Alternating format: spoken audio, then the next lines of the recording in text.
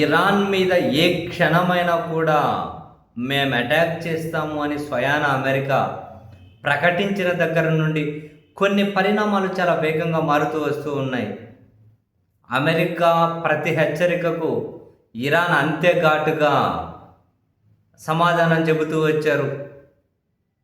చివరికి ఒకానొక స్టేజ్లో ఇరాన్ అధికారిక మీడియా, వాళ్ళ ప్రభుత్వ మీడియా నేరుగా ట్రంప్కే బుల్లెట్ దించుతాము అని చెప్పి కూడా వార్తలు ప్రసారం చేశారు.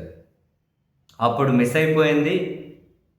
ఈసారి అయితే డైరెక్ట్ దించుతాము అని పెన్సిల్వేనియాలో ట్రంప్ ఎన్నికల ప్రచారంలో బుల్లెట్ మిస్ అయింది కదా, దాన్ని ఆ ఫోటోలు విజువల్స్ చూపించుకుంటూ మరి ఈ స్థాయి వరకు వెళ్ళారు. సో అటాక్ చేయడానికి యుఎస్ సిద్ధపడింది. ఇజ్రాయెల్తో పాటు ఈ గల్ఫ్లో ఉన్నటువంటి అమెరికా మిత్రుల మీద కూడా దాడి చేయడానికి ఇరాన్ సిద్ధపడింది. యుఎస్ బేసుల మీద దాడి చేస్తామన్నారు. ఆ మేరకు మిజైల్స్ కూడా మోహరిస్తున్నారు అని కూడా వార్తలు వచ్చాయి. అంత బలమైన అమెరికాను తట్టుకొని ఇరాన్ ఏ స్థాయి వరకు నిలబడగలదు, లేకుంటే ఏం జరిగేదో తెలియదు ఇంకా. బట్ ఇరాన్ కూడా ఎక్కడ వెనక్కి తగ్గినట్లుగా అనిపించాలి. అయితే ఇక్కడ ఇంట్రెస్టింగ్ పరిణామాలు ఏంటి? ఇజ్రాయెల్తో పాటు గల్ఫ్లో ఉన్న యుఎస్ మిత్రులందరూ కూడా అటు ట్రంప్ మీద ఒత్తిడి తీసుకొచ్చారు. వద్దు, అటాక్ చేయకండి, మీరు ఇరాన్ మీద అటాక్ చేస్తే ఇరాన్ మా మీద అటాక్ చేస్తుంది.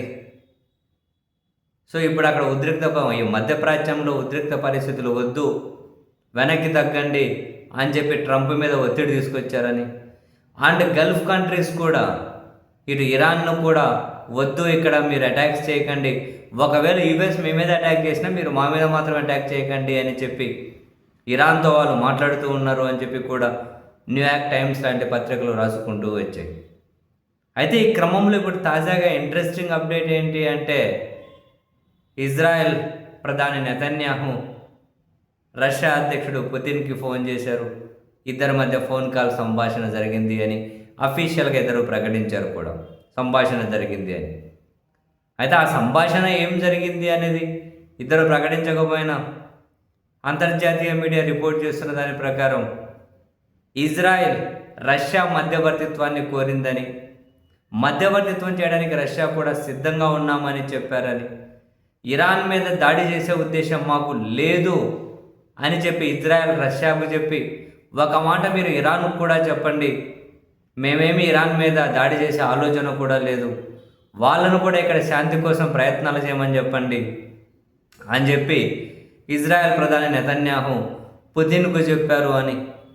సో అదే సమాచారాన్ని పుతిన్ నెక్స్ట్ ఇరాన్ ప్రధానమంత్రికి ఫోన్ చేసి చెప్పి, మధ్యవర్తిత్వం వహించడానికి నేను సిద్ధంగానే ఉన్నా, మీరు కాసింత శాంతించండి అని రష్యా అధ్యక్షుడు కూడా మాట్లాడారు అని తాజా అప్డేట్స్. Very interesting. ఇప్పుడు ఇజ్రాయెల్ అటు యుఎస్ మీద ఒత్తిడి చేసి ఇరాన్ మీద అటాక్ చేయొద్దండి అని, ఇప్పుడు మళ్ళీ మధ్యవర్తిత్వం కోసం పుతిన్కు కూడా ఫోన్ చేయడం చాలా ఆసక్తికర పరిణామమే. బహుశా ఇజ్రాయెల్ యుఎస్ ఏదైనా ప్లాన్ తోటి వెళ్తున్నారా, ఏమైనా కనుక ఫర్దర్ ఇంకేమైనా ప్లాన్ బి ఎగ్జిక్యూట్ చేస్తారా, ఏం జరుగుతుందో తెలియదు. బట్ ఒకటైతే ఫ్యాక్ట్, అమెరికా ఇరాన్ మీద ఎంత అటాక్స్ చేసి ఏం చేసినా అంత ఈజీగా ఇరాన్ లోపలికి చొచ్చుకుపోయే పరిస్థితి లేదు అన్నది నిజం. ఇరాన్ ఇటువైపు మళ్ళీ యుఎస్ మిత్రుల మీద, యుఎస్ బేసుల మీద, ఇజ్రాయెల్ మీద దాడి చేసిన వీళ్ళకు నష్టం కూడా చాలా ఎక్కువగానే ఉంటుంది అన్నది కూడా నిజం. ఇరాన్ నష్టపోతుంది అమెరికా దాడి చేస్తే. At the same time America వాళ్ళ మిత్రులు కూడా ఇక్కడ పక్కన నష్టపోతారు. ఇరాన్ దగ్గర కూడా మిజైల్స్ చాలా పవర్ఫుల్గానే ఉన్నాయి. మొన్న కూడా చూసాం కదా, మొన్న వాళ్ళు ఖతర్ ఎయిర్ బేస్ని టార్గెట్ చేసుకొని మిజైల్స్ ప్రయోగించారు. ఖతర్ కూడా అల్లాడిపోయింది.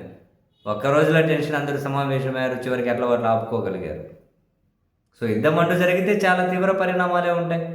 తక్కువ నష్టమో ఎక్కువ నష్టమో అందరైతే నష్టపోతారు. బహుశా ఇరాన్ కూడా ఏ ధైర్యంతో ట్రంప్ను కూడా బెదిరించే పరిస్థితి వచ్చిందో కూడా అంతు చెక్కలేదు చాలామందికి. మరి వాళ్ళ న్యూక్లియర్ వెపన్స్ లాంటివి ఏవైనా వాళ్ళు ఇంకా డెవలప్మెంట్ స్టేజ్లోనే ఉన్నాయన్నారు. మధ్యలో అమెరికా దాడి చేసి వాటిని కొలాబ్ చేసిందన్నారు. ఎంత నష్టం చేకూరింది, వాటి అణ్వాయుధాలకు సంబంధించి ఏది బయట సమాచారం పొక్కడం లేదు. చూద్దాం మొత్తం మీద ఈ ఫర్దర్ అప్డేట్స్ ఎలా ఉంటాయో. ఎక్కడైనా ఉద్రిక్తత తగ్గాలి, శాంతి కావాలనే ప్రపంచం కోరుకుంటుంది, కొందరు తప్ప.